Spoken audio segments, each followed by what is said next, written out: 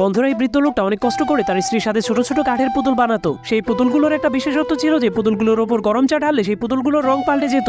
বৃদ্ধ লোকটা একটা মেয়ে পুতুল বানিয়ে সেই পুতুলটার নাম রাখে চম্পা, কিন্তু তখনই তার স্ত্রীর হার্ট অ্যাটাক চলে আসে, যার কারণে তার স্ত্রী সেখানেই মারা যায়। এরপর বৃদ্ধ লোকটা তার সবগুলো পুতুল বিক্রি করে তার কাজ বন্ধ করে দেয়। সেই পুতুলগুলোকে এই দোকানদার কিনে নিয়েছিল।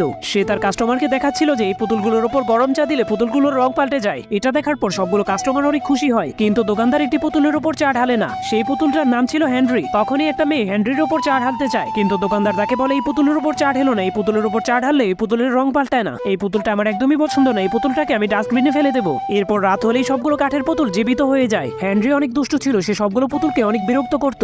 এরপর হেনরি তার বন্ধু পিগির কাছে চলে যায়। তার বন্ধু পিগি সারা রাতি ফিজিক্সের বই পড়তো। কিছুক্ষণ পর সবগুলো পুতুল একসাথে হয়ে হিসাব করতে শুরু করে দেয়। তাদের হিসাবটা ছিল আজকে কার উপর সবচেয়ে বেশিবার চা ঢালা হয়েছে, কারণ যার উপর সবচেয়ে বেশিবার চা ঢালা হয় তাকে অনেক ভাগ্যবান বলা হয়। পরে কি হয়েছিল দেখতে লাইক করে কমেন্টে পার্ট 2 লিখে দিন।